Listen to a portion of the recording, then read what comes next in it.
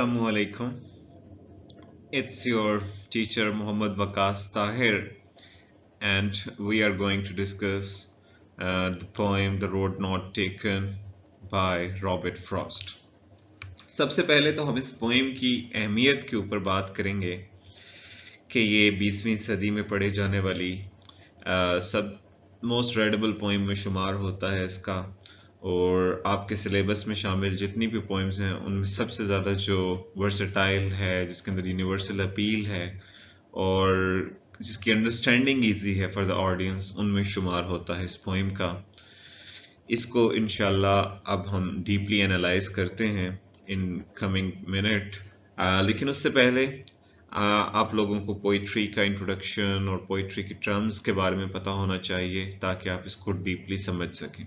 अगर आपको पोइट्री की डिफरेंट टर्म्स के बारे में जानना है तो आप मुझे रिक्वेस्ट कर सकते हैं, मैं आपके लिए जल्द ही पोइट्री के ऊपर और पोइट्री की डिफरेंट टर्मिनोलॉजीज के ऊपर एक वीडियो आपके लिए बना लूँगा। अब चलते हैं अपनी इस पोइम की तरफ जिसका टाइटल है the road not taken by Robert Frost. सबसे पहले तो हमने इसमें यह देखना है कि क्या ये पोएम अपने टाइटल के साथ कितनी अपीलिंग है, because title is very much important, जिसको आपके फेडरल बोर्ड के एसएलओस में जनरल सब्जेक्ट के तौर पे भी जाना चाहता है। इसका जो जनरल सब्जेक्ट या टॉपिक है वो है द रोड नॉट टेकन, वो रोड या वो रास्ता जो आपने नहीं लिया। अपीलिंग है, इंटरेस्टिंग है, तरह तरह के ख्याल आते हैं इसको पढ़कर। किसी के दिल में ये ख्याल आता होगा कि वो इम्पोर्टेंट रास्ता या वो इम्पोर्टेंट डिसीजन जो किसी इंसान ने नहीं ली और जिसकी वजह से वो नाकाम हुआ। किसी के लिए ये वो गलत रास्ता भी हो सकता है जो उसने नहीं चुना, जिसकी वजह से वो आज कामयाब है। तो इसके दोनों पहलू हैं। मतलब कोई इस रास्ते को पॉजिटिव कॉनोटेशन में ले सकता है कि कामयाबी का रास्ता, और कोई इसको नाकामी का रास्ता भी ले सकता है। तो it's up to the reader, और ये रीडर के अंदर एक क्यूरियोसिटी क्रिएट करता है, और यही एक अच्छे पोइट, एक राइटर और एक ऑथर का काम होता है कि वो क्यूरियोसिटी क्रिएट करें। तो अब रीडर क्यूरियस हैं जानने में कि क्या होगा इस पोइम के अंदर आने वाले मतलब लाइंस के अंदर क्या होगा। This is the most interesting thing and we will look towards it. मैंने सोचा कि पोइम की थॉरो रीडिंग से पहले बेहतर होगा कि हम इसके बेसिक स्ट्रक्चर को एनालाइज करें, और उसके लिए आपके पास ये इल्म होना चाहिए कि पोइट्री में स्टेंजा किसे कहते हैं। स्टेंजा बेसिकली आपकी फिक्स नंबर ऑफ लाइंस होती हैं जो एक पोइम के अंदर होती हैं, जो एक बंद बांधती हैं। नॉर्मली उर्दू में जिसको आप बंद कहते हो वो इंग्लिश में स्टेंजा होता है, या प्रोज राइटिंग में जैसे पैराग्राफ होता है, मतलब एक कलेक्शन ऑफ लाइंस जो आपको अलग से नजर आती है। बिल्कुल उसी तरीके से पोइट्री के अंदर स्टेंजा एग्जिस्ट करता है। इस पोइम के अंदर जो स्टेंजा है वो 5 लाइन का है, और जो 5 वर्सेस का स्टेंजा होता है उसको हम क्विंटेन कहते हैं। तो ये मालूमात आपके जहन में होनी चाहिए। उसके अलावा इसकी जो राइम स्कीम है वो आपके सामने नजर आ भी रही होगी आपको, ABAAB। So this is the rhyme scheme. हम इसको क्रॉस चेक भी करेंगे वाइल रीडिंग, और उसके बाद इसकी जो एक मेन चीज़ है, आयम का पता होना चाहिए आपको पोइट्री के अंदर। आयम बेसिकली पोइट्री मुख्तलिफ फुट की कलेक्शन होती है। फुट से मुराद पैमाना होता है कि मतलब शायरी की हर लाइन के अंदर ना एक रिदम होता है। वो रिदम किस वजह से बनता है कि उसमें एक भारी लफ्ज, एक हल्का लफ्ज होता है, एक स्ट्रेस सिलेबल होता है, एक अनस्ट्रेस सिलेबल। अब एक अनस्ट्रेस और स्ट्रेस सिलेबल का जब कॉम्बिनेशन बनेगा तो उसे ही हम आयम कहते हैं। अभी जब हम पोइट्री को पढ़ेंगे, इस पोएम को पढ़ेंगे, तो मैं बताऊंगा कि एग्जाम्पल भी दूंगा आपके सामने। जैसे कि यहाँ पर आपके पास एग्जाम्पल मैं देना भी चाहता था, और I have given it here as well, the example of iamb like two roads diverge in a yellow wood. तो इसमें जो वर्ड है like two, it's unstressed, roads is a stress one, so two roads. इसी तरह die आपका unstress syllable है, वर्ज्ड आपका stress syllable है, इन आपका अनस्ट्रेस सिलेबल है, येल आपका स्ट्रेस सिलेबल है। इसी तरह येलो का जो एंड पे साउंड आ रही है, ओ साउंड, वो अनस्ट्रेस है, और वुड आपका स्ट्रेस है। तो इस तरह ये इसके अंदर 4 अनस्ट्रेस पैटर्न है और 4 स्ट्रेस पैटर्न है, ये मिलके आपका आयम बनाते हैं। और एट द एंड आपको ये आपको नजर आ रहा होगा एनापेस्ट। एनापेस्ट बेसिकली नॉर्मली तो आयम क्या होता है कि एक अनस्ट्रेस एक स्ट्रेस सिलेबल मिलके आयम बना देता है। लेकिन अगर 2 अनस्ट्रेस वर्ड हो, जैसे कि आपको इस एग्जांपल के अंदर नजर आ रहा है इन आई येलो, अब इन भी एक सिलेबल है, वो भी अनस्ट्रेस है, आ भी अनस्ट्रेस है, और यल जो है वो आपका स्ट्रेस है।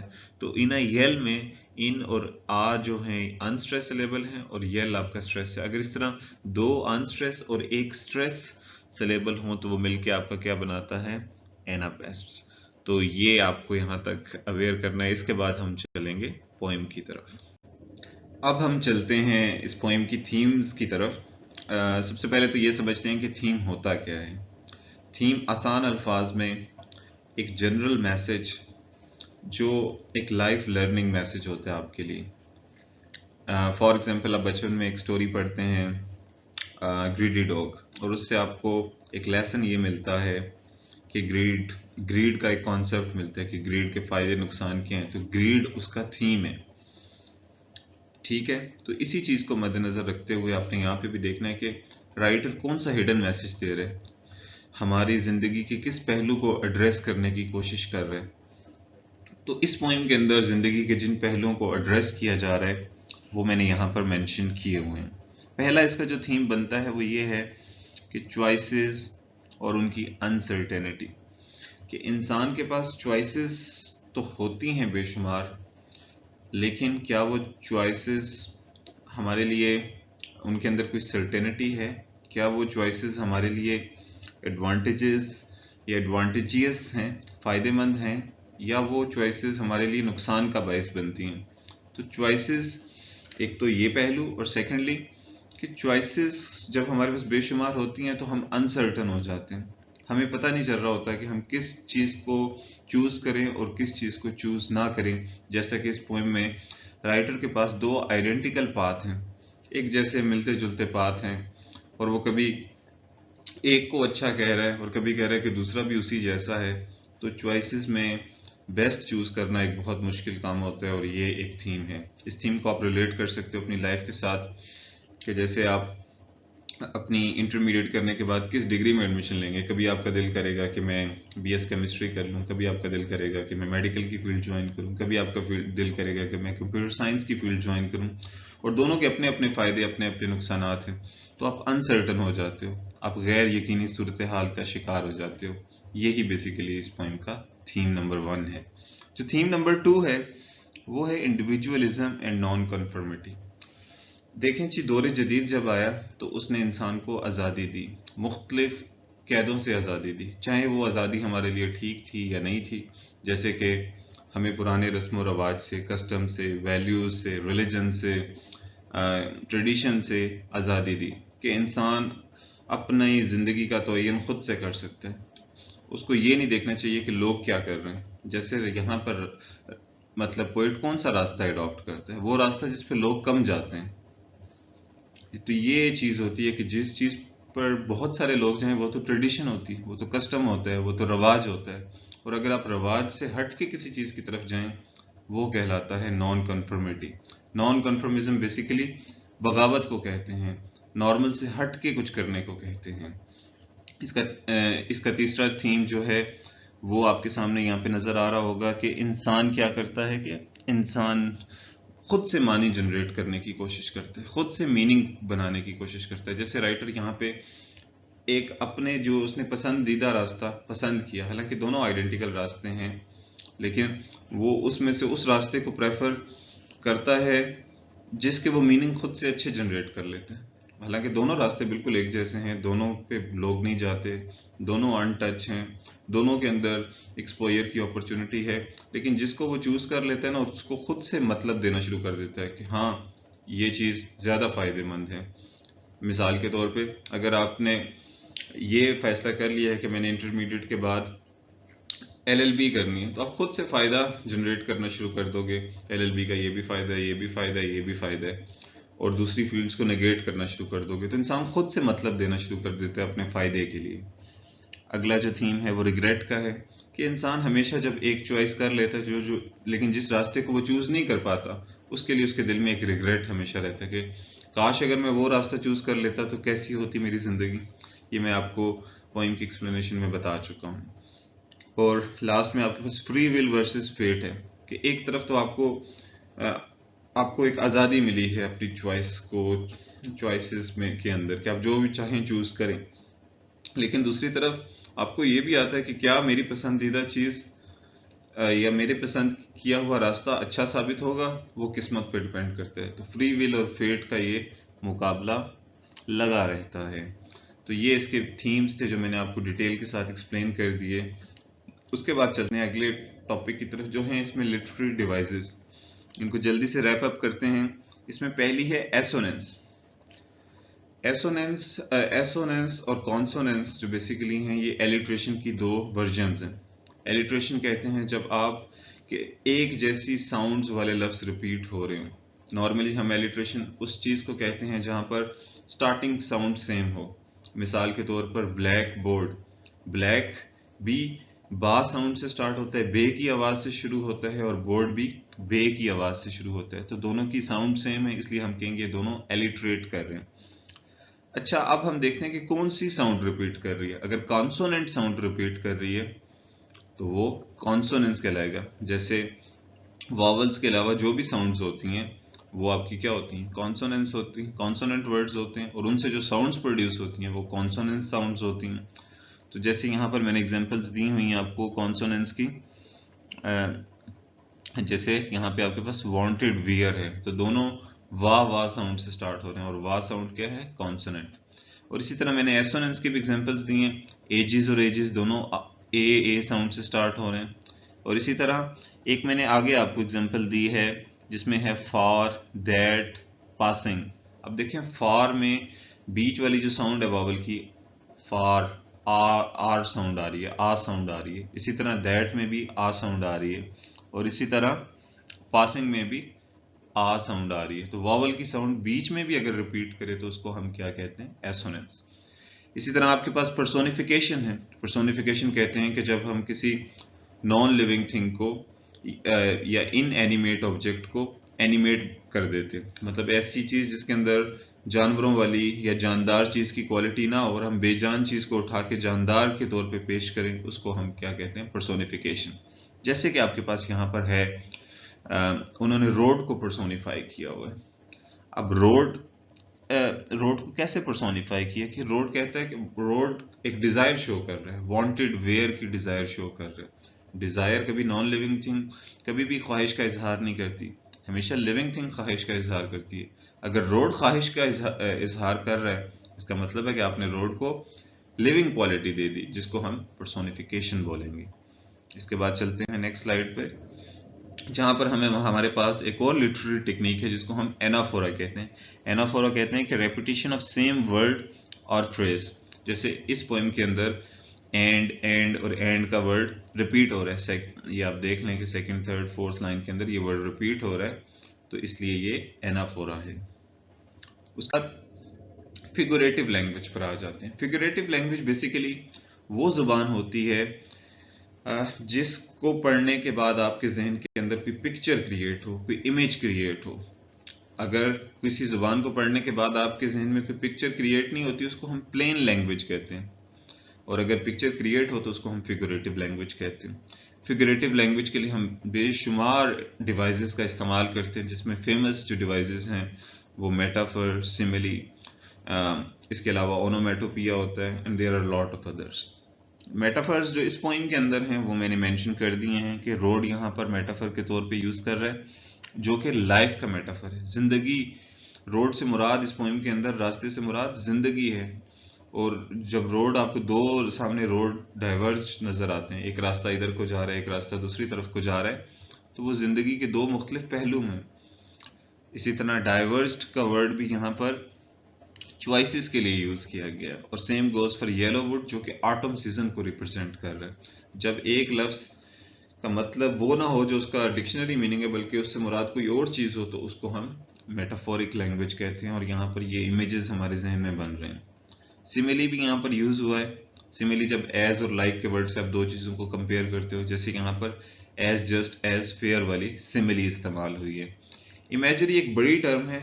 जब भी आप किसी लाइन को पढ़ें या वर्ड्स को पढ़ें और उसके पढ़ने के बाद आपके जहन के अंदर एक मंजर कशी हो, आपके जहन के अंदर एक स्ट्रॉन्ग इमेज बने, आपके माइंड के अंदर एक स्ट्रॉन्ग इमेज बने, तो वो इमेजरी होती है। जैसे जब राइटर येलो वुड का नाम लेते हैं तो आपके जहन में पीले पीले दरख्त आपके जहन के अंदर आपको फील होना शुरू हो जाता है कि आपके मतलब आपके माइंड के अंदर कुछ नजर आ रहा है। मतलब आप आंखें बंद करके पढ़ें तो आपको बिल्कुल फील होगा कि वाकई येलो वुड आपको नजर आ रहे हैं।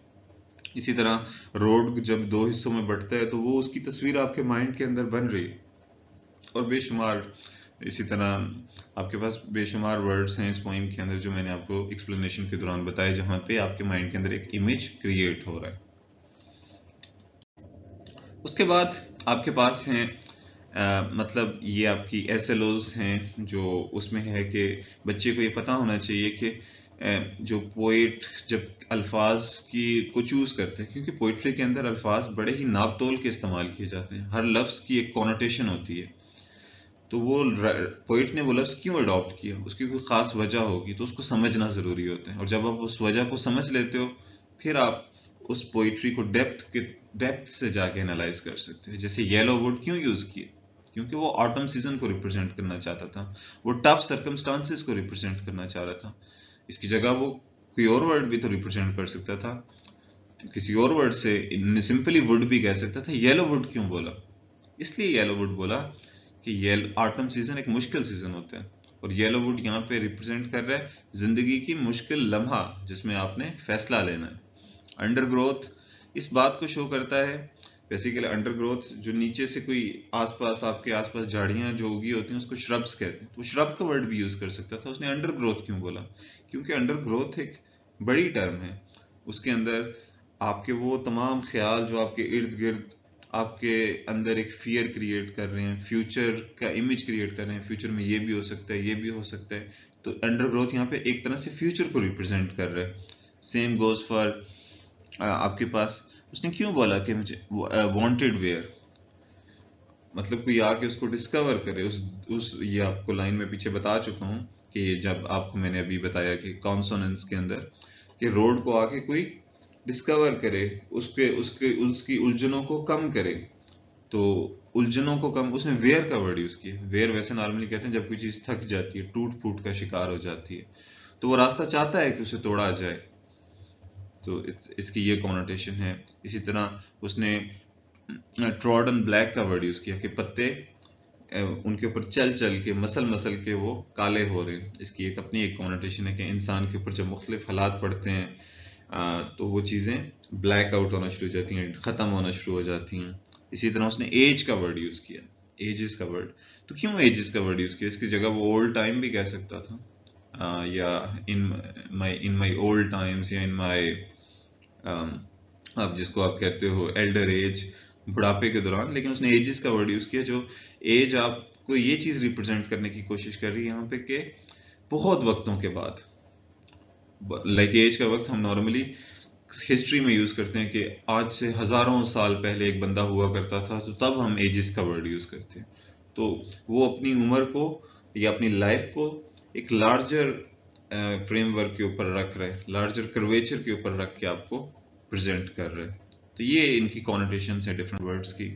फिर एसएलओज में आपके पास एक टोन है कि आपने आइडेंटिफाई करनी है कि राइटर किस टोन के अंदर बात कर रहे हैं। नॉर्मली आप टोन जैसे कहते हो, एक बंदा अगर हंस खेल के बात करे आप कहते हो ह्यूमरस टोन के अंदर बात कर रहे हैं, अगर सीरियस होकर बात करे आप कहते हो सीरियस टोन है इसकी, अगर वो नाराजगी से बात कर रहे हैं तो आप कहते हो एंग्री टोन से बात कर रहे हैं, अगर उसके अंदर खौफ है तो आप कहते हो फियरफुल टोन से बात कर रहे हैं। आप ये वर्ड सुनते हो। इसी तरह वो तमाम वर्ड्स जो इमोशन क्रिएट करते हैं, जिसके अंदर से अल्फाज के थ्रू ना आपको हर बंदे के इमोशंस का पता चल जाता है। अच्छा ये एक्साइटेड टोन के अंदर बात कर रहा है मतलब खुश है, अच्छा ये डर के बात कर रहा है इसके अंदर कोई खौफ है, अच्छा इसकी टोन आज बड़ी ह्यूमरस है, मजाक के टोन के अंदर है। तो सेम गोज राइटर भी यहाँ पे टोन यूज करते हैं। उसकी जो टोन है वो सोच विचार वाली है, कंफ्यूजन नजर आ रही है उसकी बातों के अंदर, ये रास्ता अपना लूं, ये रास्ता अपना लूं, ये इस रास्ते के ये फायदे, इस रास्ते के ये नुकसान। तो ये ऐसी थॉटफुल टोन को हम कहते हैं कॉन्टेम्पलेटिव ठीक है, टोन।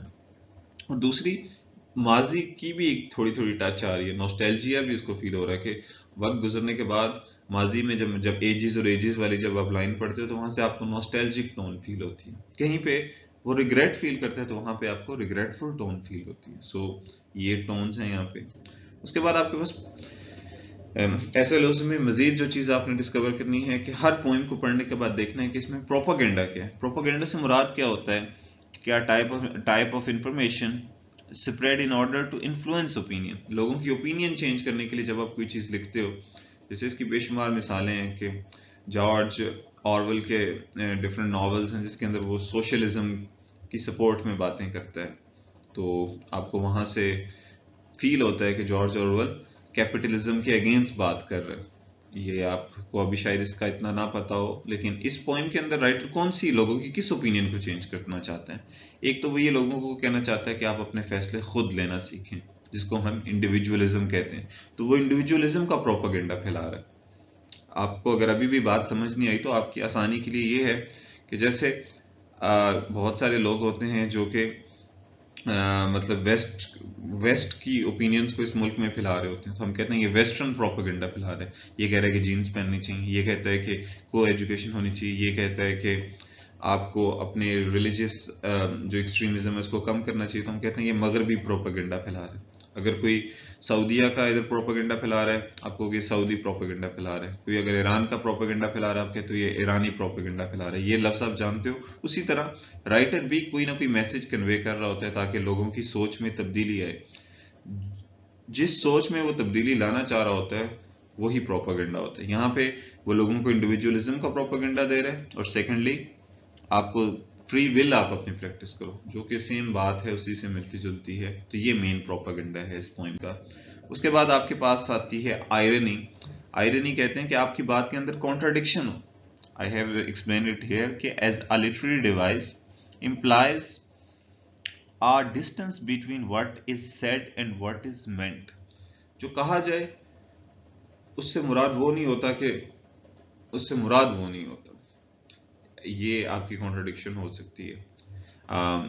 और जो बातों में आपस में तजाद आ जाए वो आयरनी होती है। जैसे हमें यहाँ पे आयरनी नजर आ रही है कि एक जगह पे पोएट ये बात कर रहा है कि मैंने पहला रास्ता पसंद कर लिया क्योंकि वो डिफरेंट है, लेकिन अगली लाइन में जाके कहता है कि नहीं, दूसरा रास्ता भी तो पहले रास्ते जैसा ही है, तकरीबन सेम है। तो ये आयरनी है, कॉन्ट्रडिक्शन है। और जब भी आपको कॉन्ट्रडिक्शन नजर आए तो वो आयरनी होगी। तो इस पोइम के अंदर आपको एक कॉन्ट्रडिक्शन ये नजर आ रही है, और ओवरऑल भी ये पोइम आयरॉनिक है। कैसे आयरॉनिक है? आपको पूरी पोइम पढ़ने के बाद अगर एक दफा आप जनरली पढ़ें तो आपको लगता है कि इंसान को जिंदगी में वो रास्ता अपनाना चाहिए जिसकी वजह से जो बाकी लोग नहीं अपनाते, और अगर आप अपना लोगे तो आप कामयाब हो जाओगे। जनरल मैसेज तो यही है ना कि लोगों से, आम लोगों से हट के कुछ करो। जब आप हट के करोगे तो आप कामयाब हो जाओगे। That's makes all the different ये। लेकिन इसके अंदर एक आयरनी ये भी है कि अगर आप लोगों से हट के फैसला करते हो, मे बी वो आपको नाकामी की तरफ ले जाए और आप एट द एंड फेल हो जाओ। एग्जाम्पल लेते हैं। अब वो जैसे राइटर कह रहे हैं कि दो रास्ते थे, एक रास्ता। अब इन रास्तों को हम इमेजिन करते हैं कि एक सिचुएशन क्रिएट करते हैं। एक पहली सिचुएशन तो ये है कि एक बंदे के पास ऑप्शन ये था कि वो एलएलबी करता अपनी इंटरमीडिएट के बाद, और दूसरी तरफ वो एमबीबीएस करता। फॉर एग्जांपल वो एमबीबीएस को अडॉप्ट कर लेता है और उसमें बहुत कामयाबी हासिल कर लेते हैं, और साथ ही उसके साथ एक दूसरा दोस्त भी था जो कि एलएलबी कर रहा था। अब आप इमेजिन ये करो कि उसने एलएलबी इसलिए की, या उसने एलएलबी से भी मैं आपको एक और, लेकिन इसी मिसाल को कंटिन्यू करते हैं, क्योंकि आपको लगा कि पूरी क्लास में ना लोग इस डिग्री की तरफ इतना नहीं जा रहे, तो मैं लोगों से हट के फैसला करता हूँ कि मैं एलएलबी करता हूँ।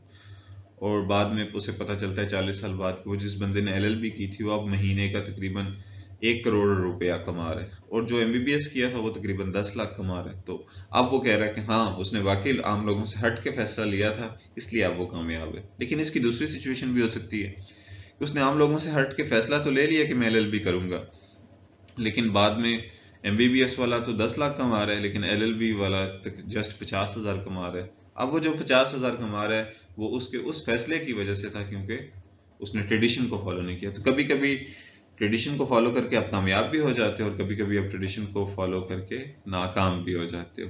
तो इस तरह ये ओवरऑल एक आयरॉनिक पोएम है। और ये थी कुछ चीज़ें। आई होप सो कि आपको इसका सारा मैसेज डीपली समझ आ गया होगा। अब इंशाल्लाह हम अगली क्लास में मिलेंगे अगले लेक्चर के साथ। Thank you so much.